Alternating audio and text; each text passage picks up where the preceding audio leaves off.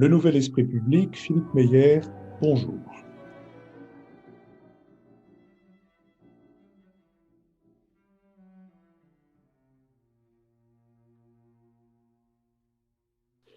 Bonjour, merci de nous avoir rejoints pour ce Nouvel Esprit Public, au cours duquel nous allons tenter d'éclairer certains aspects de l'actualité. Nous le ferons avec Nicolas Bavrez, essayiste et avocat, avec François Bujon de l'Étang, ambassadeur de France, avec Lucille Schmitt du comité de rédaction de la revue Esprit et avec Lionel Zinsou, président de la Fondation Terra Nova et ancien Premier ministre du Bénin. Nous sommes partenaires de l'hebdomadaire Le 1, dont le dernier numéro est intitulé « Jeunesse, à quand les jours heureux ?» J'en extrais ces lignes signées de Robert Solé. La détresse de certains étudiants est illustrée par un exercice inventé en Corée du Sud, le gong bang. Il faut bien l'orthographier pour ne pas tomber sur des travaux pratiques relevant de la pornographie. Cela consiste à se filmer chez soi, en train de réviser ses cours pendant des heures en le diffusant sur un réseau social. Voir les autres étudier dans un silence à peine interrompu par le bruissement de pages tournées ou les murmures d'un clavier rappelle l'ambiance feutrée des bibliothèques universitaires. Cette manière de rompre l'isolement est, paraît-il, très motivante. Nous avons mis en ligne mercredi dernier le bada de nos échanges avec les auditeurs après notre podcast de dimanche, qui était consacré à la Convention climat et à la politique américaine au Moyen-Orient. À ce propos, d'ailleurs, je signale à ceux que les affaires étrangères intéressent la création d'une lettre d'information qui décrypte l'actualité internationale sous forme de briefing court et didactique et qui a pour titre Marco Polo. Elle est gratuite et on la trouve en tapant marcopolo.news sur son moteur de recherche favori. Nous reprendrons le cours de nos badas, si c'est pour la culture, on l'a déjà donné, en mettant en ligne mercredi une conversation avec un libraire, Denis Mola, connu de tous les Bordelais et bien au-delà. Nous allons maintenant nous intéresser au pape François dans l'Orient compliqué. Après 15 mois d'interruption, le pape François a repris ses voyages apostoliques en se rendant en Irak du 5 au 8 mars en dépit des risques sanitaires et sécuritaires. Chargé de symboles de Bagdad à Erbil en passant par Nadjaf et Karakoche, la visite de François visait à la fois à soutenir les chrétiens d'Orient martyrisés, à renouer les liens avec l'islam chiite et à donner au pays l'occasion de montrer un autre visage que celui du terrorisme. Pays à majorité musulmane chiite, l'Irak est considéré comme un des berceaux du christianisme. De nombreux chrétiens ont pris la route de l'exil pour échapper aux persécutions de Daesh. Très peu sont revenus. Ils étaient 1,5 million en 2003, avant l'invasion américaine. Ils ne sont plus que 200 à 400 000 selon les estimations les plus optimistes, soit environ 1% d'une population de 39 millions d'Irakiens. Le pape François les a encouragés à prendre une part active à la reconstruction du pays. Aucun chef de l'Église catholique n'avait avant lui foulé le sol de l'Irak. Ce voyage a eu également une forte connotation interreligieuse. Il a été le couronnement de plusieurs colloques organisés entre religieux catholiques et chiites depuis 2015, successivement au Vatican, à Paris et à Nadjaf. Depuis le début de son pontificat, les pays musulmans visités par François étaient tous à dominante sunnite, la Turquie, le Maroc, l'Égypte, Abu Dhabi. Son déplacement en Irak visait à rétablir l'équilibre vers le chiisme. Des membres de la communauté sunnite, qui constituent à ce jour 20% des Irakiens, mais qui a gouverné l'Irak jusqu'à l'invasion américaine de 2003, en ont pris ombrage et ont reproché au pape de ne pas avoir rencontré individuellement un dignitaire musulman sunnite, alors que le Vatican a négocié pendant plusieurs mois la rencontre désormais historique avec le grand ayatollah Ali al-Sistani, grande figure de l'islam chiite. Le premier ministre irakien chiite, Mustafa al-Kazimi, a annoncé que le 6 mars serait désormais en Irak la journée nationale de la tolérance et de la coexistence, pour marquer aussi bien cette rencontre que la rencontre interreligieuse dans la plaine d'Ur, berceau selon la tradition d'Abraham, considéré comme le père des trois monothéismes. Le pape François y a présidé une rencontre interreligieuse en l'absence toutefois des Juifs, qui ne seraient plus que 8 à Bagdad. Avant la Seconde Guerre mondiale, les Juifs formaient une communauté de poids en Irak. Selon le recensement ottoman, ils composaient 40% de la population de la capitale italienne. Sur cette question, François Bujon de l'Étang. La capitale irakienne, oui. Philippe, vous avez bien planter le décor, je crois qu'il faut souligner d'abord qu'il faut saluer la visite du pape François en Irak. Elle a constitué un événement quand même de portée historique et elle a rencontré un grand succès dans l'ensemble. C'était un voyage courageux et difficile parce que c'est un pays difficile, en plein chaos, comme chacun sait, en pleine pandémie aussi, et avec des problèmes sécuritaires qui font que tout voyage en Irak, de quelque personnalité que ce soit, est un voyage difficile et à risque. Tout s'est passé le mieux du monde, il faut saluer cela, et le fait qu'il n'y a eu aucun incident pendant ce voyage qui inquiétait beaucoup de monde dans la diplomatie vaticane, laquelle n'était pas unanimement favorable à cette entreprise. C'était un voyage historique puisque, vous l'avez dit, mais il faut le souligner, c'est la première fois que le chef de l'Église catholique pose les pieds en Mésopotamie, pourtant une terre biblique et qui est la terre d'origine des trois religions du livre, ce que le pape a souligné en se rendant à Ur, dans l'ombre d'Abraham, qui est le père reconnu des trois religions du livre, pour une cérémonie œcuménique très impressionnante et très, très consensuelle. C'est donc un voyage historique à mains égards et qui avait plusieurs dimensions. D'abord, évidemment, une dimension spirituelle.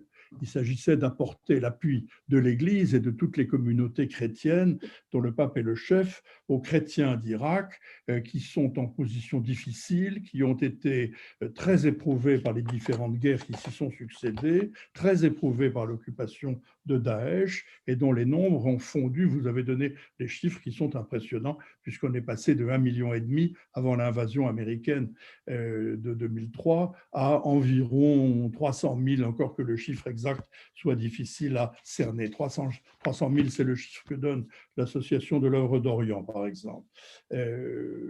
Voilà, ça c'est la première dimension, c'est, si vous voulez, un voyage historique qui avait donc une dimension politique. La dimension politique était d'abord de rendre visite à l'État irakien, puisque le pape a rencontré longuement le Premier ministre irakien et qu'il est toujours passé par Bagdad au milieu, au début et à la fin de tous ces déplacements à l'intérieur de l'Irak, ce qui était mettre l'accent sur la structure étatique irakienne. En soi, c'est un message politique important s'agissant d'un pays très affaibli et en pleine reconstruction. La visite à l'ayatollah Sistani et la main tendue aux chiites avait effectivement là aussi une dimension politique tout à fait considérable. Et le pape s'est rendu à Nadjaf pour le rencontrer physiquement. Donc une dimension politique notable, une dimension spirituelle évidente, je l'ai dit, l'appui aux chrétiens et aux autres communautés persécutées, puisque le pape a rendu un hommage particulier aux Yazidis, par exemple, la dimension œcuménique soulignée par la visite à Ur et le dialogue avec les chiites. Alors vous avez remarqué au passage que les sunnites irakiens ont tordu le nez en disant qu'eux n'avaient pas eu accès au pape. C'est vrai, mais l'une des raisons que donne le Vatican donne deux raisons. La première est qu'il est difficile de faire émerger une personnalité sunnite particulière et de la mettre en valeur pour la faire rencontrer en Irak. Il n'y a pas de structure hiérarchique.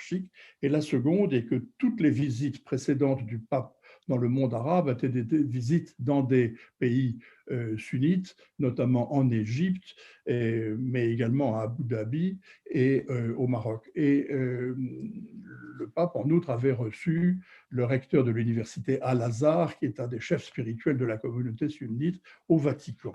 Donc, il y avait une volonté d'équilibre dans tout cela. Alors, le voyage dans l'ensemble a été un grand succès pour toutes les raisons que nous avons dit en passant, pas d'incident malgré un voyage dangereux, mais surtout un message du pape qui était extrêmement bien calibré, parce qu'il s'est adressé, bien sûr, aux chrétiens d'Orient, comme il est naturel, mais il n'a pas voulu les traiter comme une minorité persécutée. Il n'est pas allé faire une visite, comme on dit, dans une réserve d'Indiens. Il est allé faire une visite en Irak, dans laquelle il a salué les chrétiens d'Irak comme étant une partie constitutive de la population irakienne. Et en soulignant à la fois son intérêt pour la reconstruction de la structure politique irakienne et son intérêt pour les chrétiens, il a voulu montrer que les chrétiens devaient être des citoyens de plein exercice dans un État séculier reconstruit.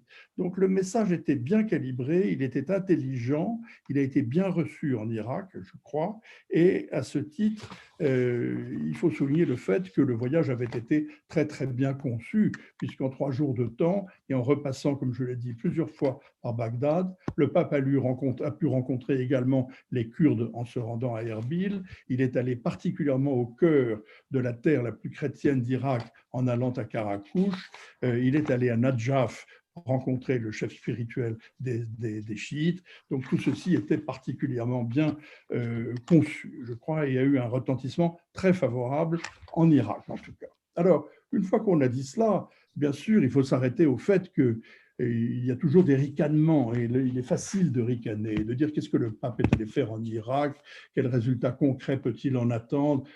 Le pape, combien de divisions en Irak, n'est-ce pas? Alors, je répondrai simplement à ça, que ce n'est pas du tout de division que l'Irak a besoin. Dieu sait qu'il a été maltraité sur le plan militaire pendant les dernières 50 ans.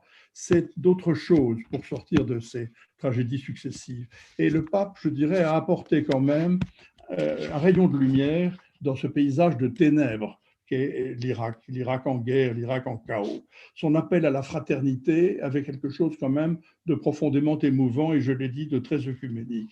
Son appui aux chrétiens qui demeurent était évidemment très très bienvenu. Sa main tendue aux chiites était très bien reçue, très utile, très bienvenue. Et la rencontre à Ur, dans l'ombre d'Abraham, l'était également. Mais son appui à l'unité, à la dignité, à l'intégrité de l'Irak est, je crois, politiquement important pour un Irak qui reste au cœur des préoccupations du monde. Alors, je dirais simplement un dernier mot pour dire que dans tout cela, bien sûr, il est clair que les chrétiens d'Irak sont en train de disparaître, ils sont en train de se fondre en une diaspora, ils ne reviendront pas, tous ceux qui sont partis ne reviendront pas et la communauté restera faible. Mais au-delà de l'Irak, c'est dans tout le Moyen-Orient que la présence chrétienne est menacée. Les Coptes d'Égypte se sentent menacés. Le Liban est en train de se désintégrer et de fondre comme neige au soleil. En Syrie, on ne parle plus des chrétiens, bien entendu, qui en étaient une composante importante. Et dans tout ça, je voudrais verser une larme au passage sur l'absence complète de la France. La voix de la France a été absolument inaudible dans ces derniers développements et on peut se demander où est passée la traditionnelle protectrice des minorités chrétiennes au Moyen-Orient, où est passée l'héritière des capitulations de Soleimani le Magnifique, un rôle qui a été largement repris par la Russie, notamment en Terre Sainte, au Saint-Sépulcre, à Jérusalem. Mais je voudrais quand même souligner, pour m'en désoler, la disparition de la France, un pays qui a exercé traditionnellement un rôle très important dans la protection des minorités chrétiennes au Moyen-Orient, mais qui a préféré depuis plusieurs décennies promouvoir l'humanitaire et le droit de l'hommisme plutôt que de s'intéresser aux chrétiens, au point d'en arriver à ne même pas vouloir parler au plus haut niveau des racines chrétiennes du pays. Oui, merci, merci Philippe. Et dans la continuité de ce que vient de dire François, on ne peut que saluer deux qualités du pape François, François lui aussi, deux qualités essentielles dont il avait déjà montré l'importance pour lui. D'abord le courage, parce qu'effectivement aujourd'hui aller en Irak, c'est être courageux, c'est affronter le risque terroriste, le risque de perdre sa vie. C'est aussi en 3 jours faire un voyage extrêmement fatigant. Et puis il faut rappeler une chose, c'est que l'Irak est très touché par le Covid et que les conditions de ce voyage étaient très particulières. Par exemple, à Bagdad, les rues étaient vides ou presque. Et dans les étapes de ce voyage, le pape avait choisi, comme l'a dit François, de parcourir l'ensemble du pays. Il a été du sud au nord. Il est repassé par Bagdad parce qu'il a, dans une manière très diplomatique, au fond, souhaité repasser par la capitale et ne pas partir du Kurdistan, alors qu'on sait que c'est un point très sensible en Irak. À chaque fois, on a vu au fond des cérémonies qui étaient particulières, hein, avec beaucoup moins de monde que sans doute cette foule qui aurait voulu être là. C'est dans la plaine de Ninive que brusquement la foule a surgi et en fait la plaine où avait eu lieu en 2014 la tentative de génocide des Yézidis, où les chrétiens avaient été martyrisés. C'est à ce moment-là, dans ces lieux en fait emblématiques d'une histoire de persécution, que l'émotion a ressurgi, j'allais dire charnellement, physiquement. Ça, c'est quelque chose de très important. Il y a eu des étapes dans cette visite de 3 jours qui ont été assez différentes quand on regarde les images. Après, ce qui est assez important aussi à souligner, me semble-t-il, c'est que François l'a dit aussi, mais l'État irakien va mal. Il y a un problème économique énorme, mais il y a aussi un problème démocratique. Depuis 2 ans maintenant, il y a des manifestations, il y a eu plus de 600 morts chez les jeunes, et il y a une revendication, c'est une population extrêmement jeune, hein, la moitié de la population a moins de 20 ans, il y a une revendication de droit, de démocratie, d'expression libre dans un pays où tout a été détruit, qui n'a vécu depuis 20 ans qu'au rythme à la fois des guerres et des persécutions. Et ça, c'est quelque chose sur lequel le pape a su, avec beaucoup de doigté, mettre l'accent. Il aurait pu effectivement prendre fait et cause pour les chrétiens d'Orient, et il a souligné le fait que les chrétiens d'Orient avaient subi beaucoup de persécutions, mais il a aussi insisté sur le fait qu'il aspirait à un État irakien non confessionnel, à un moment où on voit bien autour des chiites et des sunnites, et autour de la question des minorités, combien tout cela peut être instrumentalisé par le gouvernement. D'où effectivement un certain nombre de débats à la suite de cette visite sur le fait que le pape a peut-être renforcé ou pas le gouvernement irakien. Je crois que ces débats peuvent être balayés, c'est-à-dire que, étant donné, je dirais, les phrases ciselées du pape, la manière dont il a su aussi donner des signes plus que parler, c'est-à-dire célébrer des offices religieux. Je crois que c'est très important ce qui s'est passé, c'est-à-dire que ce n'était pas une visite diplomatique évidemment comme les autres. Il y avait des rencontres avec les responsables politiques, que ce soit le gouvernement irakien, que ce soit les responsables de la République, enfin du territoire autonome du Kurdistan, que ce soit la rencontre avec effectivement Al-Sistani, qui représente dans cette ville qui est le Vatican, en fait, le Vatican des chiites, qui représente la plus haute autorité chiite qui existe en Irak. Il y a eu ces rencontres diplomatiques et religieuses, et il y a eu ces moments de célébration où le pape a assumé au fond de réunir des fidèles et de montrer qu'il était possible de se réunir. Je crois qu'il y a eu beaucoup de signes symboliques qui ont été donnés. Ce que je voulais dire aussi, c'est qu'il y a eu aussi le retour du pape, et dans l'avion, 2 choses qui m'ont semblé très, très fortes qu'il a dites. C'est qu'il s'est interrogé sur le niveau des destructions en Irak. Vous savez, il a vu ce niveau de destruction, il a été bouleversé, et il s'est interrogé sur notre responsabilité par rapport à ce niveau de destruction. Il a notamment parlé des armes, en disant mais qui leur vend des armes? Qui vend des armes aux terroristes? Et au moins que ceux qui vendent des armes disent qu'ils le font. Donc il a dénoncé l'hypocrisie, le fait de se cacher par rapport à cette vente d'armes, et je trouve que c'est assez fort, parce que là je retrouve des accents que j'avais aimés chez ce pape dans l'encyclique Laudato Si, ou sur l'écologie. Il disait des choses aussi très fortes sur la question du capitalisme. C'est un pape qui, d'une certaine manière, veut mettre chacun en face de ses responsabilités. Et puis la deuxième chose qu'il a dite, c'est par rapport à la migration. Il a aussi souligné que face à ce qu'on voit dans ce pays, c'est-à-dire l'ampleur des migrations au sein de l'Irak, et ensuite l'ampleur de la diaspora, de tous ceux qui ont dû fuir, notamment tous ces chrétiens qui sont aujourd'hui partout dans le monde, il a souligné que la migration était aussi quelque chose, et le devoir d'accueillir le migrant était quelque chose qui faisait partie de notre devoir. Et ça, je trouve que c'est presque aussi important, se rappeler de comment le pape nous exhorte à nos propres responsabilités. Lionel Zinsou. Oui, moi je m'associe à ce que viennent de dire François et Lucile. C'est vraiment une manifestation de courage impressionnante. C'est évidemment une dimension spirituelle très forte, d'œcuménisme très fort, et évidemment de soutien aux chrétiens d'Orient. Et je suis frappé par le fait que ça va au-delà, c'est une réussite politique et diplomatique significative. Il y a une diplomatie vaticane très, très importante, très enracinée évidemment dans les communautés.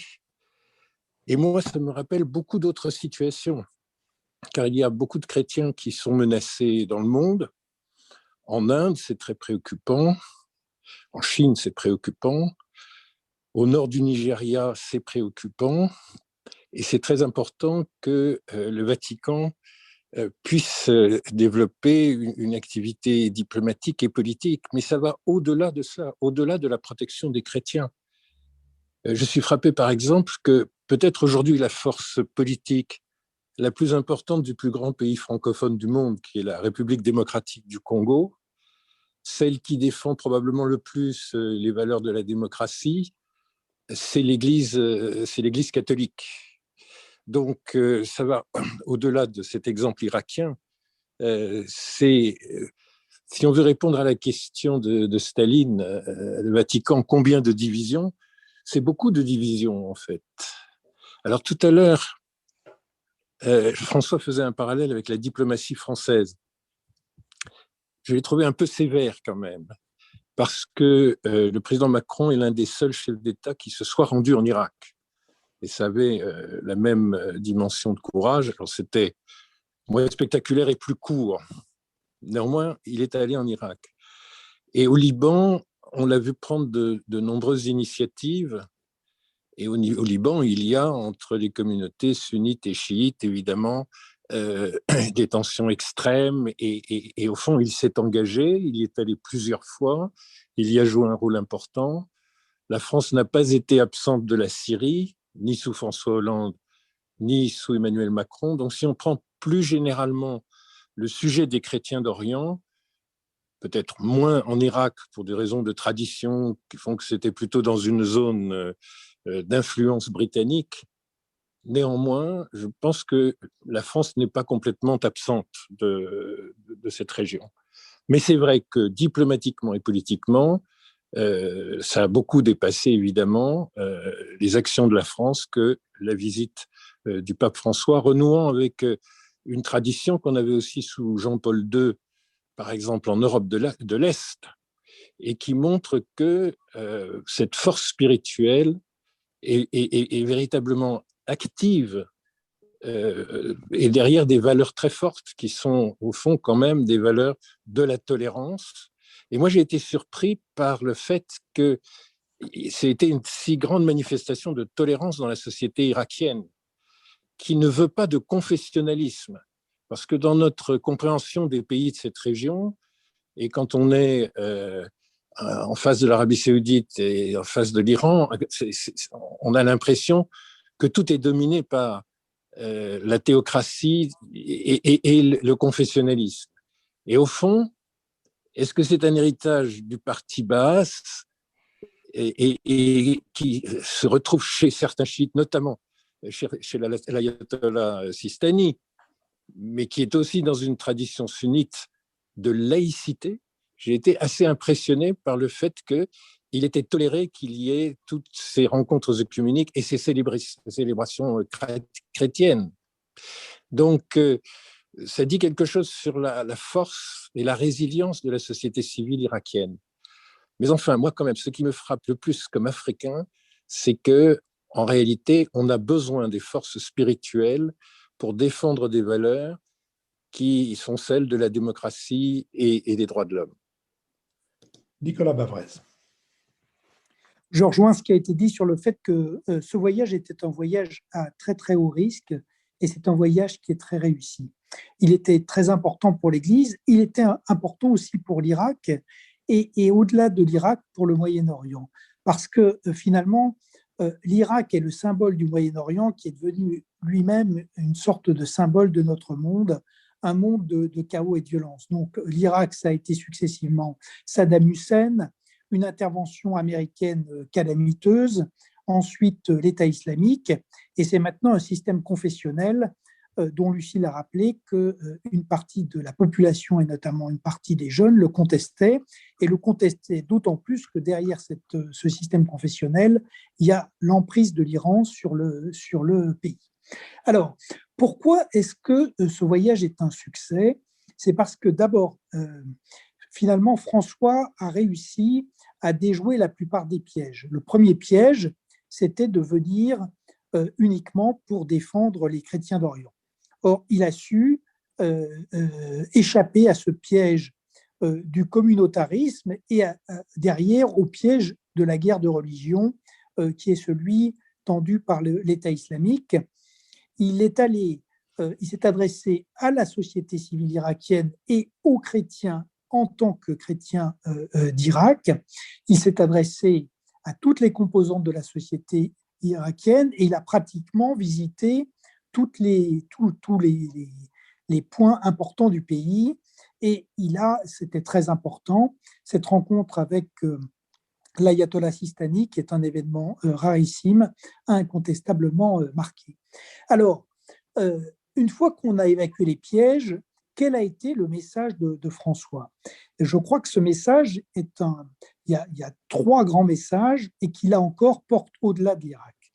Le premier message, c'est le message de l'unité, c'est-à-dire que un message de fraternité, c'est-à-dire que les hommes, au-delà de leur religion, ont vocation à s'unir pour essayer d'affronter les problèmes de notre temps. Deuxièmement, ça a été un message de reconstruction. L'Irak est un pays en ruine et plutôt que d'appeler les chrétiens à revenir, ce qui est largement impossible, il a appelé à la reconstruction du pays et il a appelé les chrétiens à participer à cette reconstruction.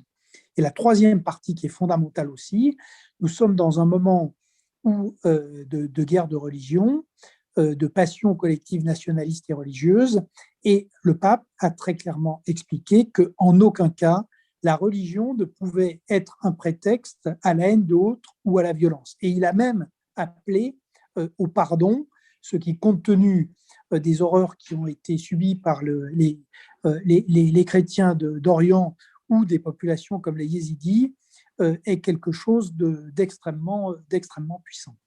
Alors finalement, si on veut prolonger un peu, on s'aperçoit que, de même que Jean-Paul II avait été le pape de la chute du mur, en fait, François est vraiment le pape de la mondialisation et de l'histoire universelle. C'est un pape du Sud qui est à l'aise avec les émergents. Et finalement, quand on regarde un peu les grands thèmes qu'il traite, ce sont des thèmes planétaires.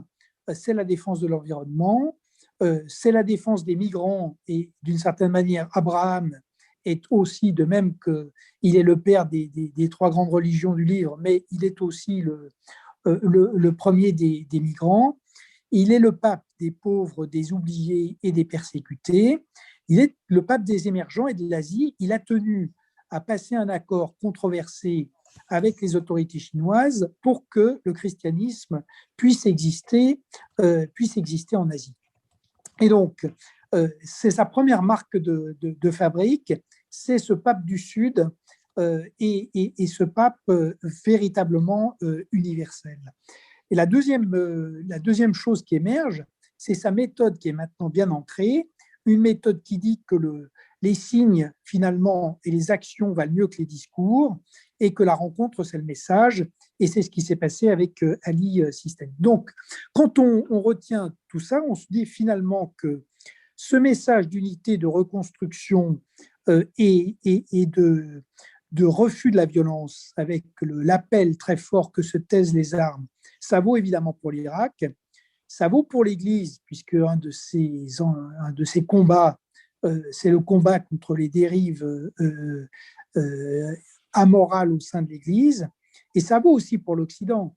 Et en fait, quand on lui reproche de ne pas être un pape de l'Occident, en fait, il s'adresse à l'Occident à travers ce triple message. Et je terminerai simplement en disant que dans un moment où on a vu, avec cette épidémie, un terrible manque de leadership, eh bien, nous avons là une grande voix et un véritable leadership qui s'exerce et qui nous rappelle effectivement que pour peser dans l'histoire, il n'y a pas que les divisions, il n'y a pas que les crédits, il y a aussi les idées et l'engagement. Merci. Je vous propose que nous passions maintenant au sujet de politique intérieure que nous avons retenu, qui est celui de la justice en procès. Il y a une quinzaine de jours, le tribunal correctionnel de Paris a condamné Nicolas Sarkozy à 3 ans d'emprisonnement, dont 1 ferme, pour corruption et trafic d'influence dans l'affaire des écoutes. L'ancien chef de l'État, qui a fait appel du jugement, se dit prêt à attaquer la France devant la Cour européenne des droits de l'homme, et tout en volant au secours de l'ancien président, les responsables du parti Les Républicains ont agité le spectre d'un gouvernement des juges, d'une politisation de la justice, croyant déceler un agenda politique derrière cette condamnation. Selon Liora Israël, directrice d'études à l'École des hautes études en sciences sociales et sociologue du droit de la justice, à travers ces attaques, je cite, « ce n'est pas l'indépendance de la justice qui est remise en cause, mais bien la séparation des pouvoirs. » Accusée ici de sévérité et ou de partialité, la justice l'est ailleurs de laxisme. Les récentes émeutes urbaines, les luttes entre bandes, les agressions contre la police et les policiers sont évoquées comme autant de charges contre la lenteur et l'insuffisance de la réponse pénale. Dans une étude publiée en avril 2019, l'Observatoire national de la délinquance notait l'insatisfaction de 2 sur 3 des personnes interrogées quant à l'action de la justice et des tribunaux. Le reproche le plus médiatisé porte sur le laxisme de l'institution. Il s'articule avec un appel à davantage de sévérité et à une critique de l'insuffisance des moyens. Toutefois, les déplorations de l'insuffisante durée des peines ou de leur inexécution ne doivent pas faire oublier d'autres dénonciations, celle d'une justice de classe à la fois inégale et inéquitable, qui réserve les longues peines d'emprisonnement aux classes populaires, mais aussi une critique que les auteurs de cette étude appellent humaniste, qui déplore que la justice n'œuvre pas en faveur de la réinsertion des délinquants. Le 4 mars, le garde des Sceaux a lancé son avant-projet de loi destiné à restaurer la confiance dans la justice. Sur cette question, Nicolas Bavrez. Alors, très souvent, la question de la justice est assez mal posée parce que, en fait, tout le monde va directement au problème des relations entre la justice et la politique ou discuter avant tout des problèmes pénaux, les uns défendant l'idée que la justice est trop laxiste, les autres l'idée que c'est une justice qui est une justice de classe qui s'attaque avant tout aux pauvres. Et je crois qu'on manque une partie du problème qui, d'une certaine façon, est beaucoup plus grave et beaucoup plus profond. La justice en France est en état d'urgence. C'est une crise qui est une crise très profonde et multiple, une crise de légitimité parce que de fait, il y a une défiance des citoyens, une crise institutionnelle avec le rapport qui n'est pas réglé effectivement entre le pouvoir judiciaire qui n'est qu'une simple autorité chez nous et le pouvoir exécutif et le pouvoir législatif. Un problème de rapport à la loi, puisque de plus en plus la justice s'éloigne de la loi pour faire la morale, et puis surtout un problème qui est un problème concret, opérationnel, c'est-à-dire que la justice ne marche pas. Je rappelle qu'il faut en France en moyenne 309 jours pour avoir un jugement de première instance. C'est 19 jours au Danemark, 91 aux Pays-Bas, 133 en Suède. À Paris, c'est 18 mois à 2 ans pour un jugement de première instance et de nouveau 18 mois à 2 ans pour un jugement d'appel. C'est-à-dire que sur des problèmes simples, il faut 4 à 5 ans pour avoir une décision. Alors, comment est-ce qu'on peut expliquer qu'on en est arrivé là ? C'est vrai que la Ve République a refusé de faire de la justice un pouvoir. C'est vrai que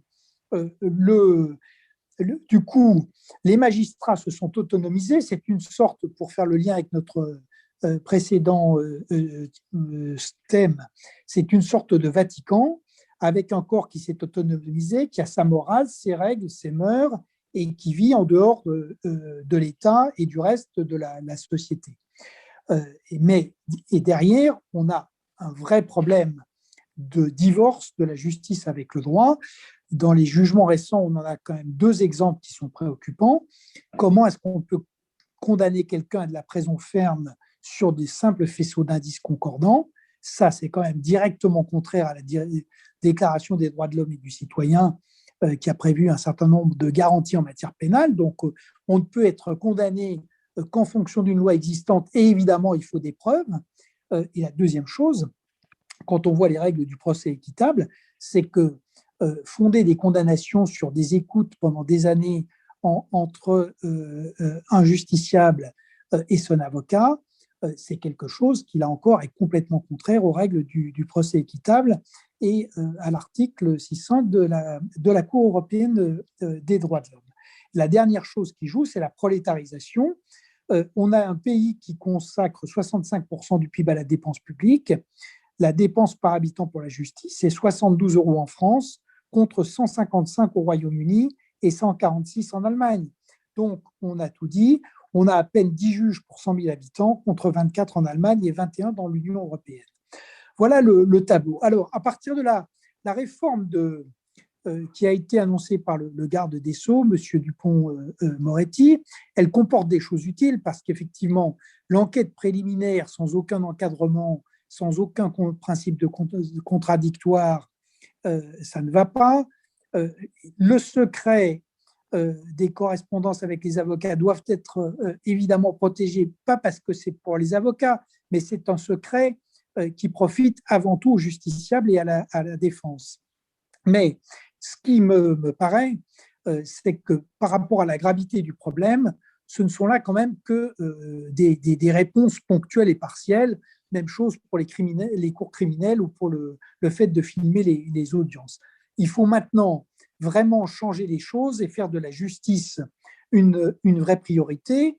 Il faut avoir incontestablement une vraie loi de programmation, un vrai plan de rattrapage qui permette de changer la formation et la culture des magistrats, qui permettent d'ouvrir ce corps sur la société et qui permettent aussi, j'allais dire, d'une manière générale, de changer le rapport au droit et de l'État et des citoyens.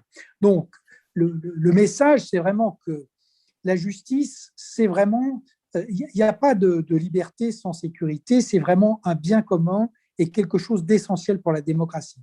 Donc, la justice ne peut pas être le monopole ou la chose des magistrats, il faut absolument qu'elle redevienne l'affaire de tous les citoyens. Lucile Schmitt.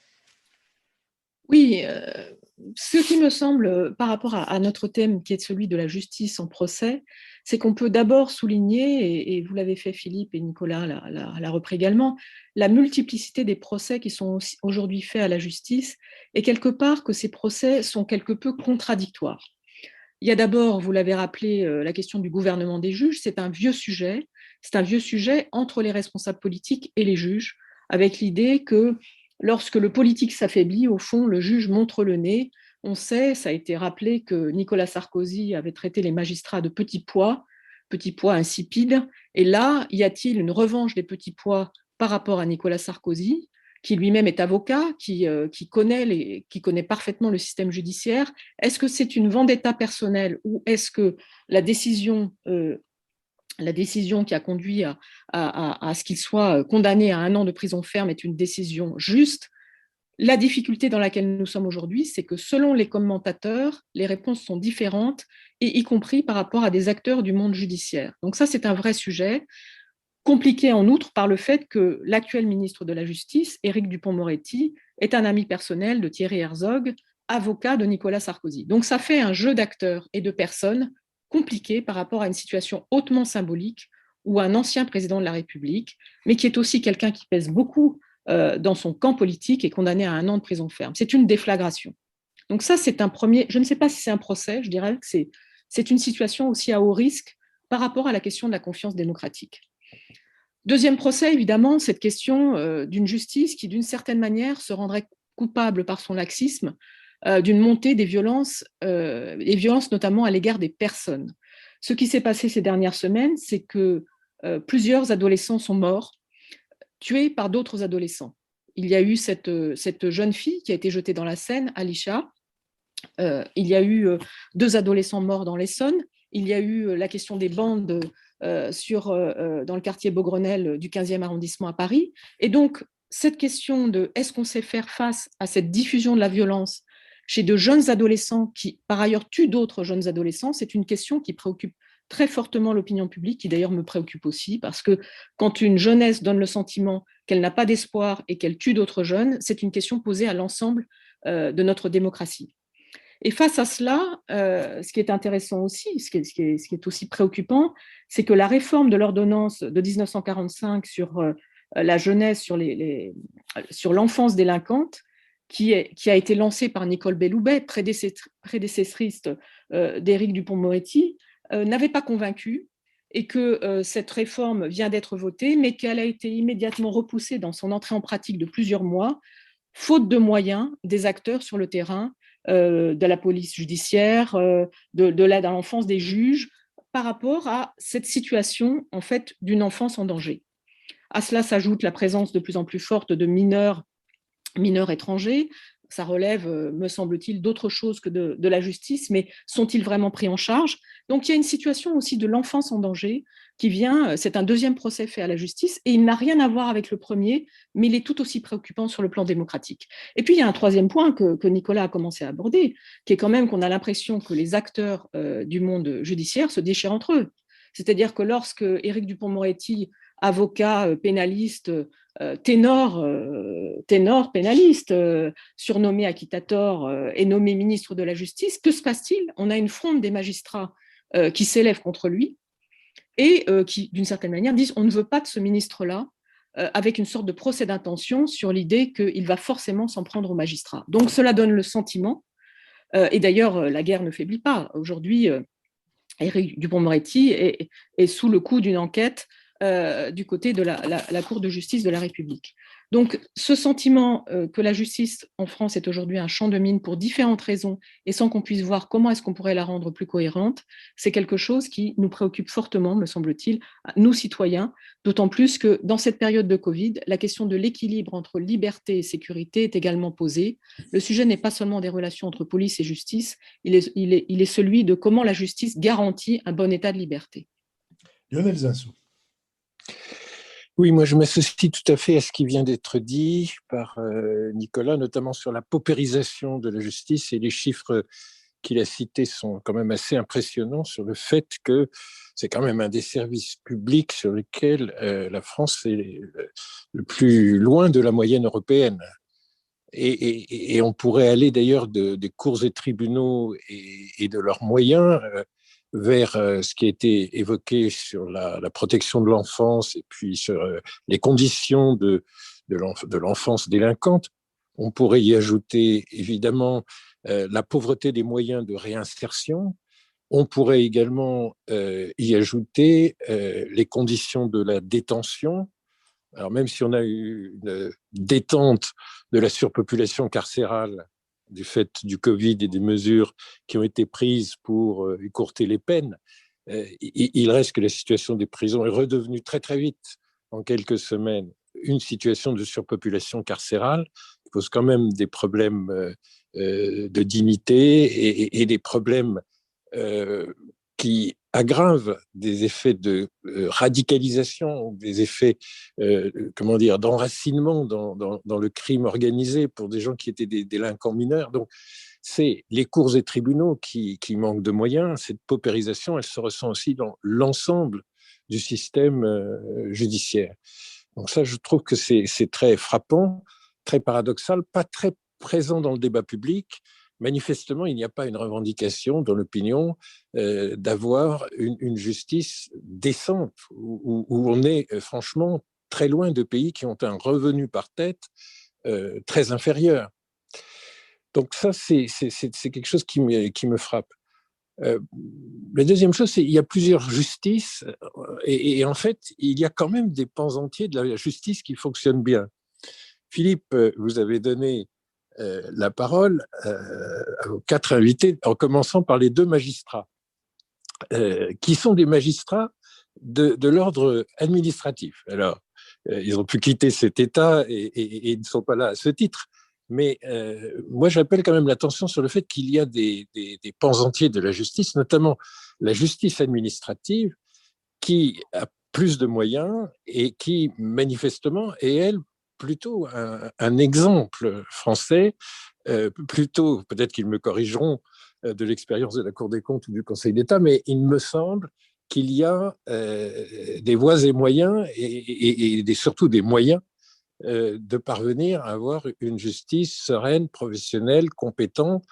Et d'une certaine manière, cette justice administrative aurait pu être en conflit avec les politiques de façon encore plus complexe. Parce que vous nous direz si vous appartenez plus comme magistrat administratif à l'ordre du pouvoir politique ou du pouvoir judiciaire, mais c'est une question qui est ouverte, hein, qui m'intéresse beaucoup. En tout cas, il y a des pans de la justice qui fonctionnent. Et puis, si on prend un peu de recul, il faut quand même dire que la séparation des pouvoirs et cette espèce de divorce permanent entre justice et politique qui va croissant avec un pouvoir des juges qui s'accroît et des effets spectaculaires dans l'affaire Fillon, notamment dans la instruite par le parquet avec une très très grande célérité juste avant l'élection présidentielle ou la condamnation du président Sarkozy. Donc dans ce conflit, il faut aussi rappeler quand même qu'il est quand même important que la justice ait ce pouvoir, et je pense que l'opinion l'attend, de mettre en cause, au fond, même des gens qui sont privilégiés par leur notoriété ou par la confiance qui leur a été donnée par le suffrage populaire. Parce que moi, je viens d'un continent où il y a une immunité du politique par rapport à une justice asservie.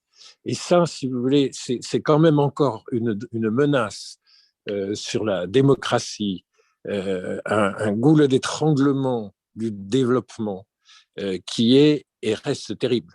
On fait quand même partie de cette partie du monde en France où la séparation du pouvoir veut dire quelque chose et où on peut mettre en cause le politique s'il y a une suspicion de délit ou de crime.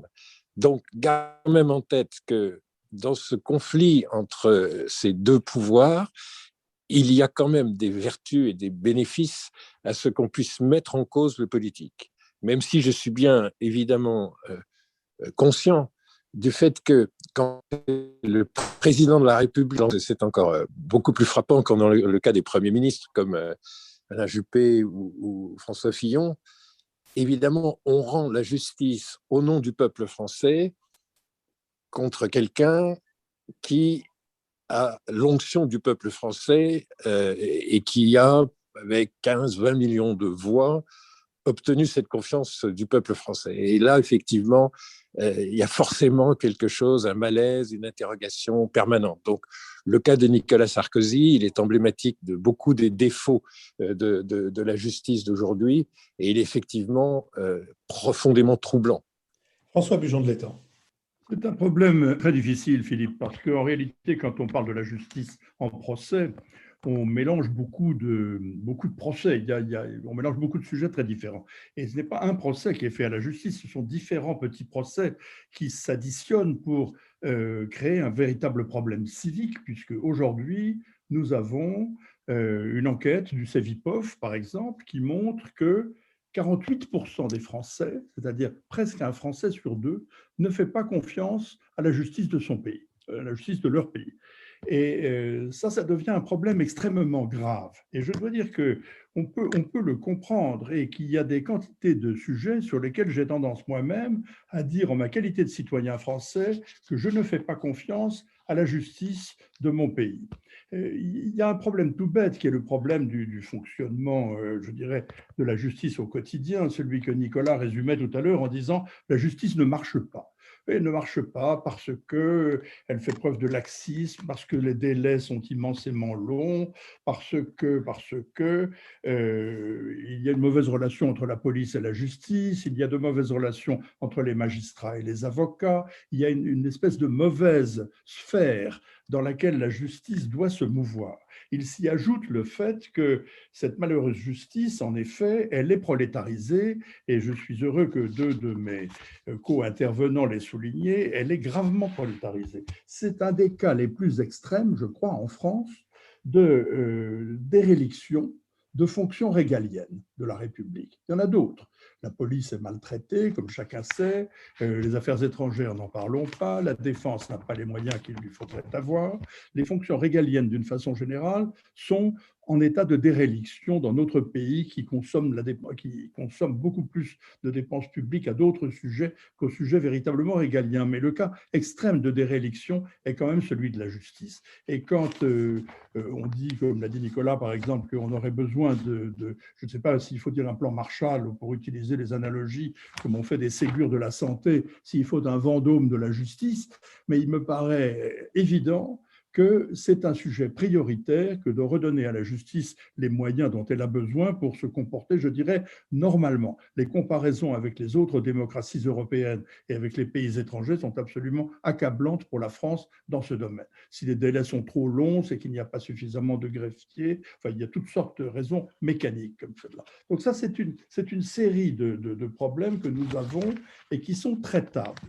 Beaucoup plus difficile est l'autre problème, c'est-à-dire la dimension politique, le rapport du politique et de la justice. Alors, ce qui a été dit est parfaitement pertinent, mais il faut remonter très loin dans l'histoire française pour voir que ce n'est pas du tout un problème nouveau. Sous l'Ancien Régime, nous avions évidemment un problème de concurrence ou de division majeure entre le pouvoir monarchique et le pouvoir des parlements. Nous avons vu ensuite, dans une histoire plus récente, je pense à l'affaire Dreyfus, par exemple, Zola, j'accuse, au problème de la politisation de la justice, qui a eu du mal à s'insérer dans la mécanique de la République. Et puis alors récemment, notamment avec la création du parquet national financier, nous avons eu des cas extrêmes. Je pense à l'affaire Fillon, je pense à l'affaire Sarkozy, mais on pourrait remonter un tout petit peu plus loin à l'affaire Juppé et à l'affaire Chirac.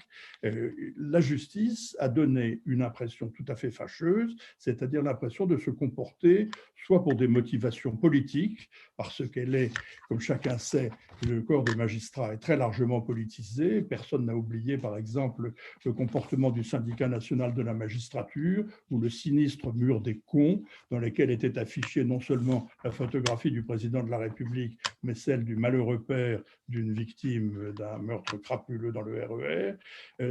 Cette dérive, si vous voulez, de la magistrature vers le militantisme politique, cette tentation de régler des comptes est apparue dans les cas dont nous venons de parler.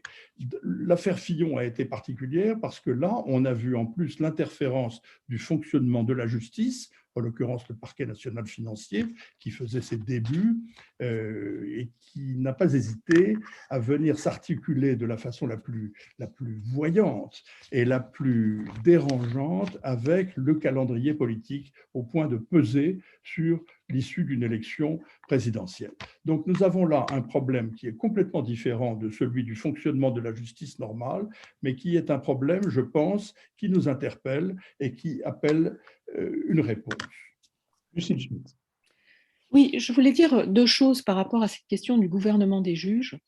C'est qu'on peut regretter la manière dont s'est déclenchée l'affaire Fillon à travers un article du Canard enchaîné, mais il y avait bien un abus du côté de François Fillon. Et en fait, quant à Nicolas Sarkozy, je rappellerai qu'il va prochainement affronter de nouveau la justice sur deux affaires, l'affaire Big Malion et l'affaire du financement libyen de la campagne de 2007. Donc, on voit bien qu'on n'a pas affaire à des enfants de cœur.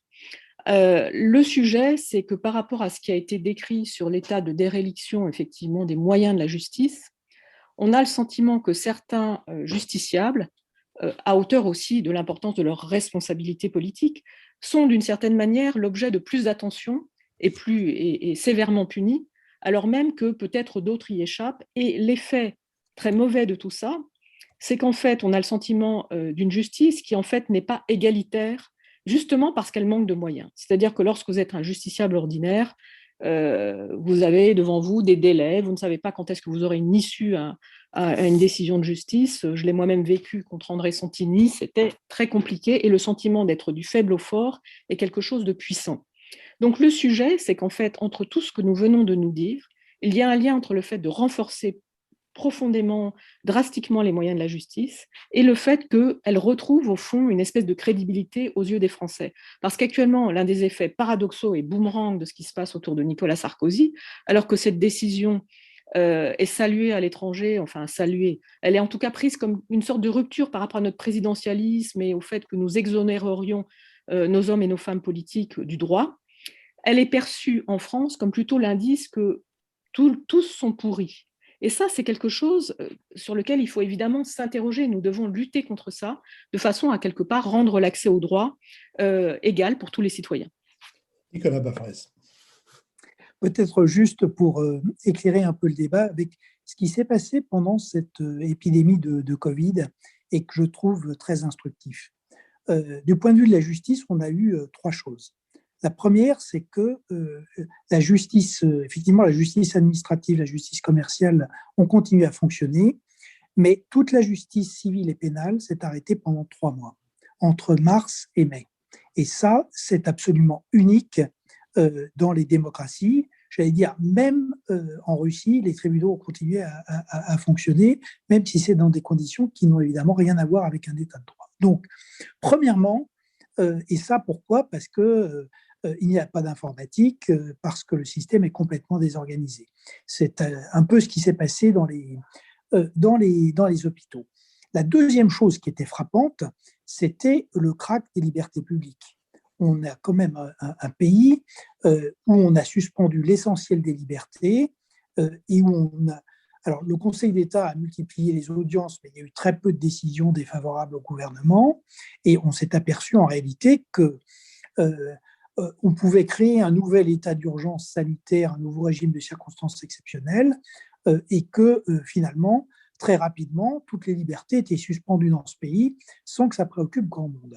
Et la troisième chose qui s'est passée, et qui est aussi aberrante, c'est qu'alors qu'on était en pleine épidémie et qu'on y est toujours, on a commencé à avoir des perquisitions chez le Premier ministre, chez le ministre de la Santé, un ancien Premier ministre.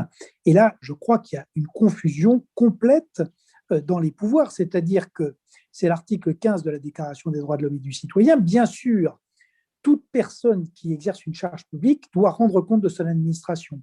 Mais le pouvoir judiciaire n'a pas à s'immiscer et à commencer à vouloir faire des procédures judiciaires sur un certain nombre de responsables publics, alors même qu'on est en pleine crise. C'est quelque chose qui est complètement aberrant.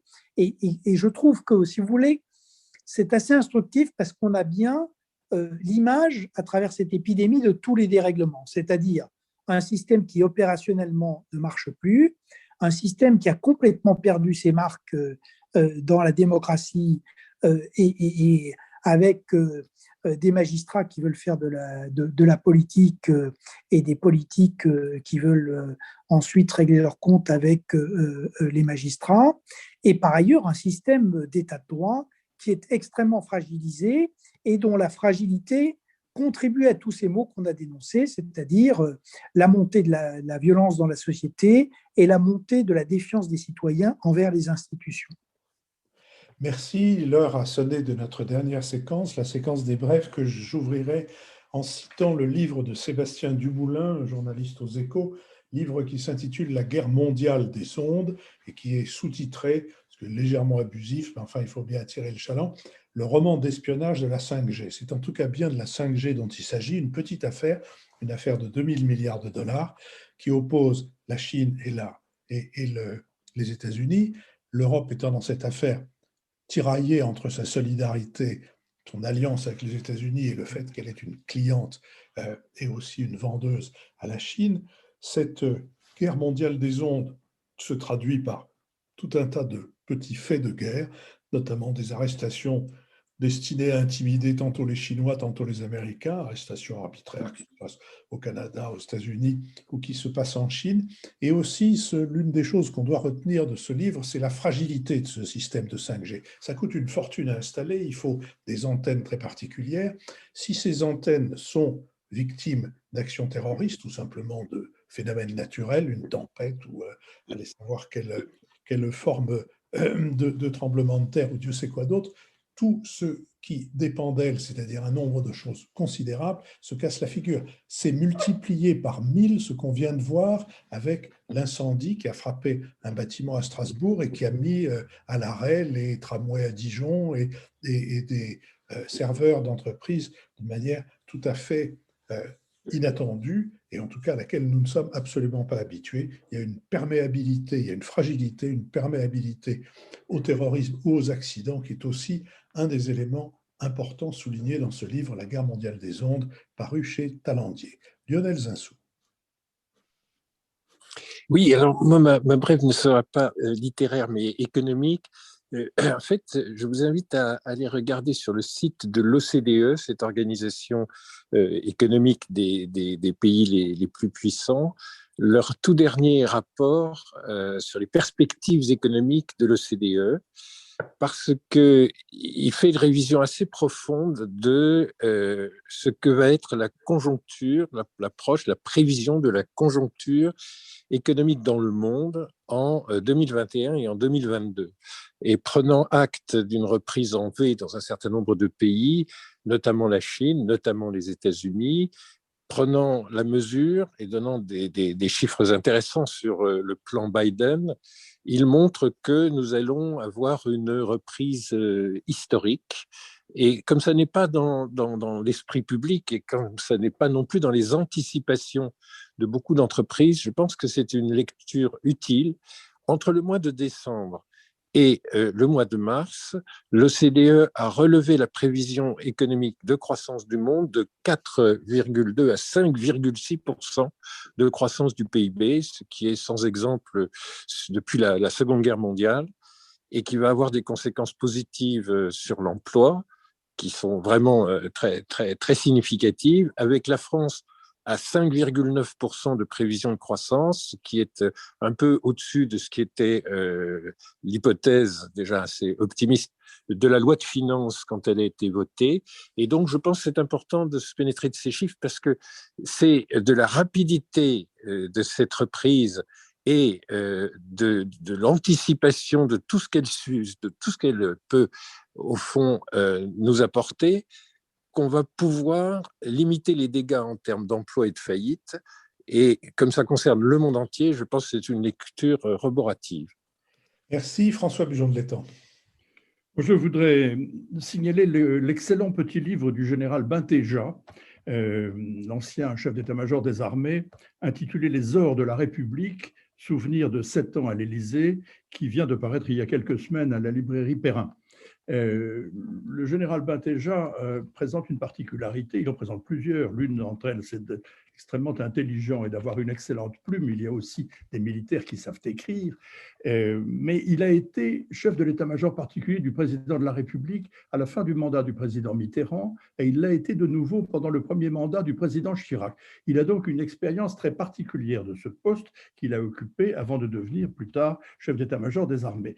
Et non seulement il raconte ses souvenirs de la vie à l'Élysée et du fonctionnement de la présidence sous 2 présidents fort différents de façon extrêmement vivante et très, très agréable à lire, mais tout ce qu'il raconte sur le fonctionnement interne de notre défense nationale, sur la façon dont l'état-major particulier du président de la République, chef des armées, s'articule avec l'état-major des généraux ou avec le ministère de la Défense et le cabinet du ministre, est extrêmement intéressant sur le fonctionnement au quotidien de notre appareil de défense nationale. C'est un livre dont je recommande la lecture à la fois pour son agrément et pour le caractère extrêmement intéressant de ce qu'il nous apprend sur le fonctionnement de l'État au plus haut niveau.